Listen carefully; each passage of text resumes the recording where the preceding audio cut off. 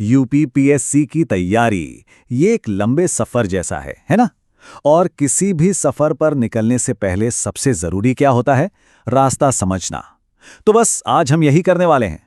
UPPSC के पूरे syllabus को, मतलब इस रास्ते के नक्शे को एकदम आसान भाषा में समझेंगे। प्रीलिम्स से लेके मेंस तक सब कुछ। तो सबसे बड़ा सवाल यही उठता है कि क्या यूपीपीएससी परीक्षा का कोई एक सीधा साधा रोड मैप है? कैसे समझें इस पूरी प्रक्रिया को? चलिए आज इसी सवाल का जवाब ढूंढते हैं। कोशिश यही रहेगी कि तैयारी की दिशा एकदम क्रिस्टल क्लियर हो जाए। देखिए, यूपीपीएससी में कामयाबी का जो रास्ता है ना, वो 3 मेन पड़ावों से गुजरता है। सबसे पहला है प्रीलिम्स। इसे आप पहली बाधा या एक फिल्टरिंग राउंड समझ सकते हैं। इसको पार किया तो आता है मेंस, जो कि असली मुकाबला है, और आखिर में होता है इंटरव्यू, जहां शख्सियत को परखा जाता है। तो चलिए इन तीनों को एक एक करके डिकोड करते हैं। तो चलिए सफर शुरू करते हैं पहले पड़ाव से, प्रीलिम्स। अब ये क्या है? ये एक स्क्रीनिंग टेस्ट है। मतलब इसका सीधा सा मकसद है लाखों एस्पिरेंट्स की भीड़ में से उन सीरियस कैंडिडेट्स को छांटकर अलग करना जो मेंस में बैठने के लिए तैयार हैं। अच्छा, तो इस प्रीलिम्स में ना 2 पेपर होते हैं। पहला है जनरल स्टडीज, जिसे हम सब जीएस कहते हैं। इसी के नंबरों से मेरिट बनती है। और दूसरा पेपर है सीसैट। ये सिर्फ पास करना होता है, ये क्वालिफाइंग है। लेकिन इसे हल्के में नहीं ले सकते, क्योंकि इसके बिना आगे का दरवाजा ही नहीं खुलेगा। जीएस पेपर 1 की बात करें तो इसका सिलेबस बहुत बड़ा है, सच में। इसमें इतिहास और भूगोल की गहराई से लेकर संविधान, इकोनॉमी, साइंस सब कुछ पढ़ना होता है। और इन सब के ऊपर है करंट अफेयर्स, यानी देश दुनिया में क्या चल रहा है, इस पर कितनी पकड़ है।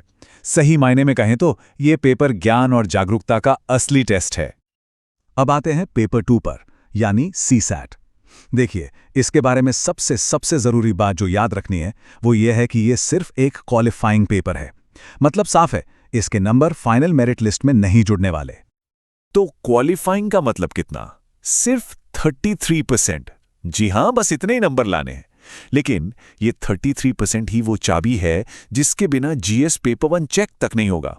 तो ये बहुत जरूरी है। तो सवाल ये है कि सीसैट में आखिर टेस्ट क्या होता है? इसमें comprehension, logical reasoning, basic maths और डिसीजन मेकिंग स्किल्स को परखा जाता है। और सोचिए, ये वही स्किल्स हैं जो एक अधिकारी को अपने रोज के काम में चाहिए होती हैं। तो ठीक है, प्रीलिम्स पार हो गया। अब आता है असली मुकाबला, असली अखाड़ा, यूपीपीएससी मेंस। यही है वो स्टेज जो सच में पूरा गेम बदल देता है। यहीं से फाइनल रैंक की दौड़ शुरू होती है। तो अब हम आ चुके हैं इस सफर के सबसे अहम पड़ाव पर, मेंस परीक्षा। और एक बात समझ लीजिए, ये सिर्फ नॉलेज का टेस्ट नहीं है, ये लिखने की कला का भी इम्तिहान है।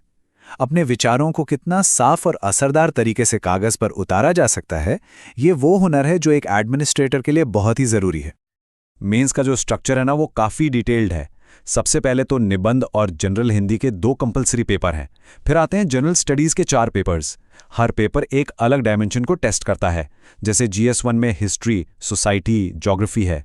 जीएस 2 में पॉलिटी, गवर्नेंस। जीएस 3 में इकोनॉमी, साइंस, टेक, सिक्योरिटी जैसे मुद्दे हैं। और जीएस 4 वो एथिक्स का पेपर है। और हाँ, इन सब के साथ एक ऑप्शनल सब्जेक्ट भी होता है जिसमें एक्सपर्टीज दिखानी होती है। तो ये ऑप्शनल सब्जेक्ट क्या है? कमीशन एक लिस्ट देता है जिसमें से कोई एक सब्जेक्ट चुनना होता है। ये ज्योग्राफी, हिस्ट्री, सोशियोलॉजी कुछ भी हो सकता है। ये एक मौका होता है अपनी पसंद के सब्जेक्ट में अपनी गहरी समझ दिखाने का। मेंस की बड़ी चुनौती को पार करने के बाद अब आता है बिल्कुल आखिरी दरवाजा, इंटरव्यू, जिसे व्यक्तित्व परीक्षण भी कहते हैं। सच कहूं तो ये कामयाबी और नाकामी के बीच का वो फाइनल डिसाइडिंग फैक्टर है। और एक बात साफ है, इंटरव्यू सिर्फ किताबी ज्ञान का टेस्ट नहीं है। बिल्कुल नहीं। ये व्यक्तित्व, व्यवहार और प्रेशर में, मुश्किल हालातों में फैसला लेने की काबिलियत का इम्तिहान है। इंटरव्यू पैनल बस ये देखना चाहता है कि क्या एक ऑफिसर वाले गुण मौजूद हैं। तो अगर हम पूरी पिक्चर देखें तो सिलेक्शन का रास्ता एकदम साफ है। सबसे पहले प्रीलिम्स की छटनी, फिर मेंस की असली लड़ाई, और आखिर में इंटरव्यू के जरिए फाइनल सिलेक्शन। बस यही 3 स्टेप का प्रोसेस है जो कामयाबी की चाबी है। तो ये था यूपीपीएससी का पूरा सिलेबस, यानी हमारे सफर का पूरा रोड मैप। लेकिन रोड मैप हाथ में होना तो बस पहला कदम है ना? असली सवाल तो अब शुरू होता है। इस रास्ते पर चलने की रणनीति क्या होगी, क्योंकि जीत और हार का फैसला इसी सवाल के जवाब में छिपा है।